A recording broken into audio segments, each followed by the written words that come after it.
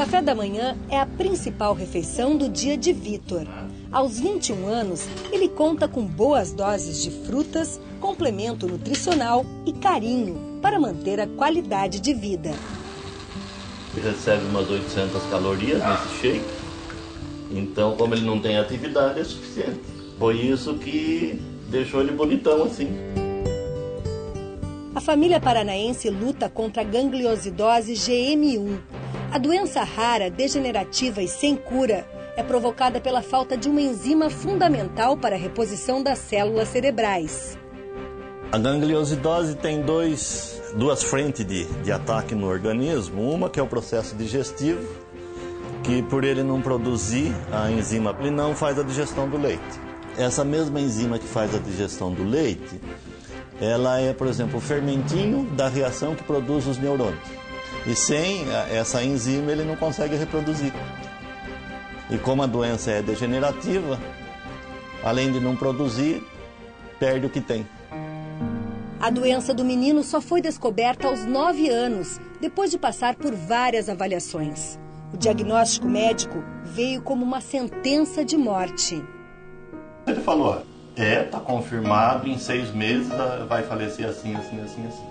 Aí eu desisti da minha vida.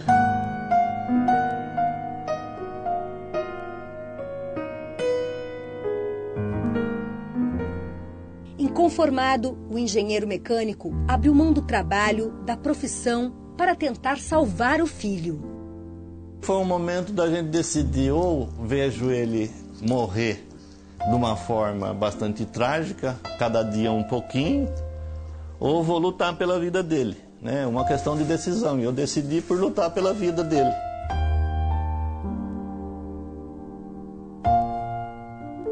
Me enfiei na biblioteca da Faculdade de Medicina, de dia e de noite na internet. Passei 8 meses e nada. Já tinha passado por tudo que podia pensar de estudo de medicina.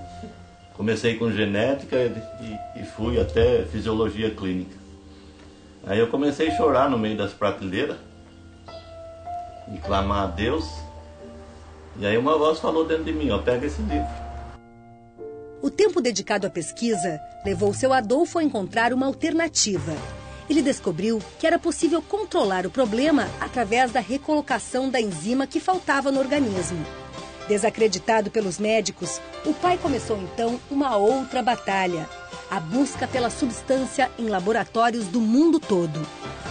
Para conseguir a matéria-prima foi uma complicação, porque precisava e não sabia onde encontrar.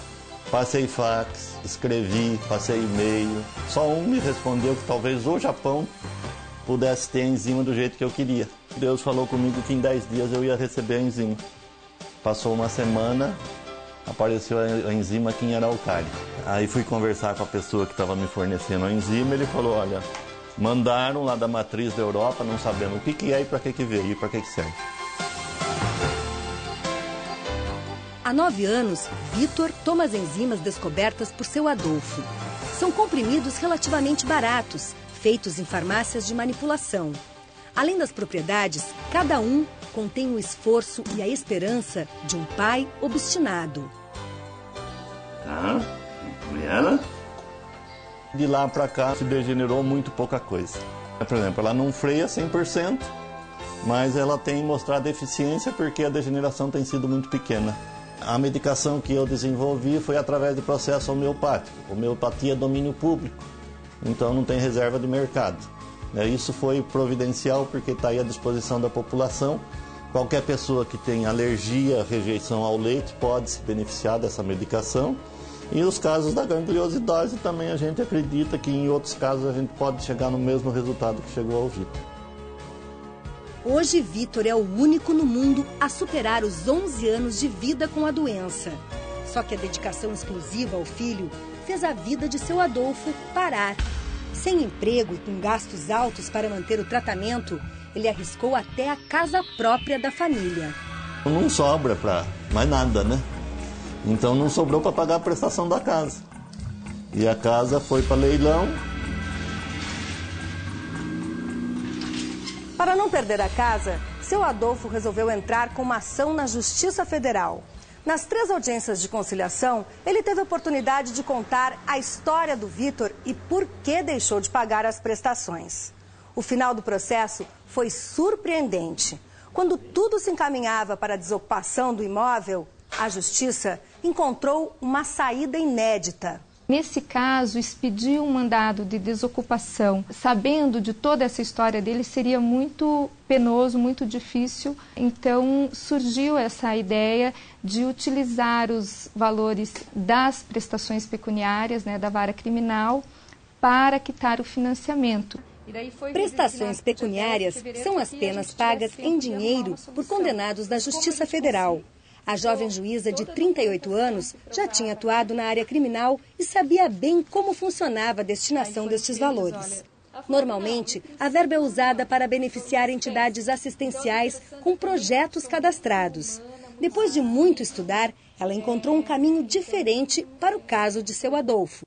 Eu pedi à juíza criminal que entendesse o meu pedido como um projeto, apesar dele se destinar a uma pessoa física. Essa questão formal, foi relevada, porque se entendeu que realmente o caso merecia o recebimento dos valores.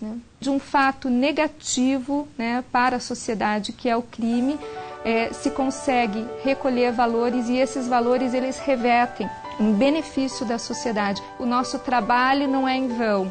Ele tem uma razão de ser. Então foi muito gratificante. Sentimento compartilhado por todos. A história comoveu quem participou da conciliação do processo. De 25 anos de caixa que eu tenho, entendeu? Então foi a melhor experiência que eu tive até hoje, Tereza, a conciliadora da Caixa que atuou na ação para reaver o valor de 120 prestações devidas, conta que a instituição foi ao limite na negociação. De R$100 mil, chegou a 50.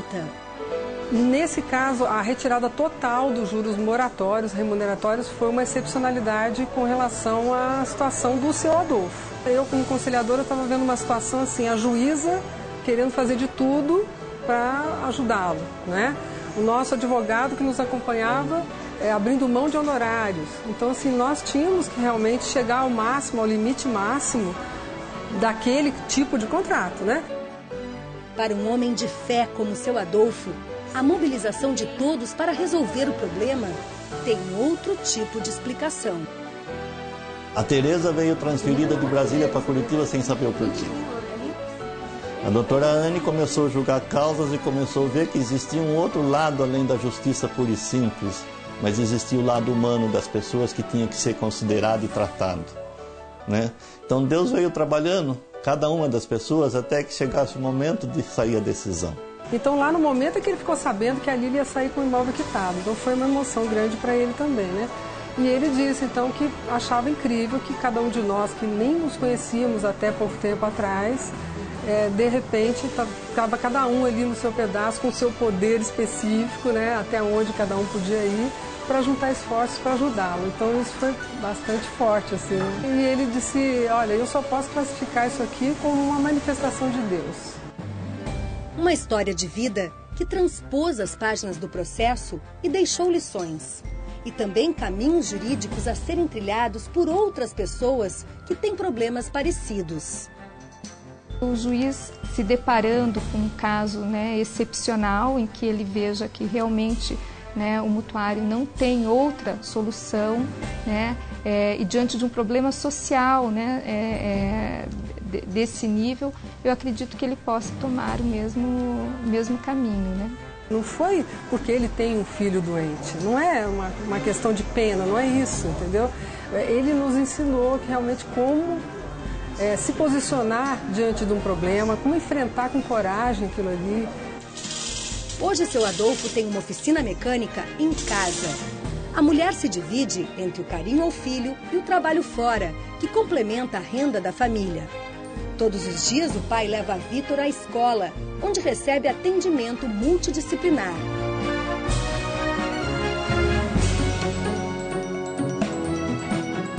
O desenvolvimento do Vitor está cada dia melhor, sabe?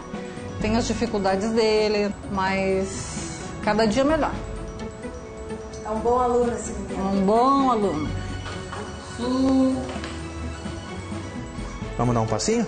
Venha comigo. Para ele não perder as funções principais, né? A parte motora é essencial, né? Então essa tem que ser estimulada, principalmente. Mais um passinho, vamos lá, estamos chegando. Joia, joia.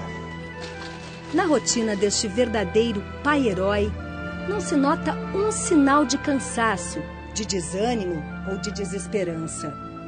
Do sorriso e do aperto de mão de Vitor e Adolfo, vem a força e a cumplicidade que só o amor entre pai e filho pode explicar. Ele ama viver, né? Esse aqui é um grande guerreiro, né? Ele sempre lutou muito. Tanto rico quanto pobre tem problema de finança. Tanto rico quanto pobre tem problema de doença, né? Os problemas só mudam de endereço, mas são os mesmos para todo mundo. Então o que muda? A decisão. É a atitude diante de um problema é que muda, que faz mudar o Vitor. Se a nossa atitude é de uma boa decisão, o nosso mundo vai ser melhor.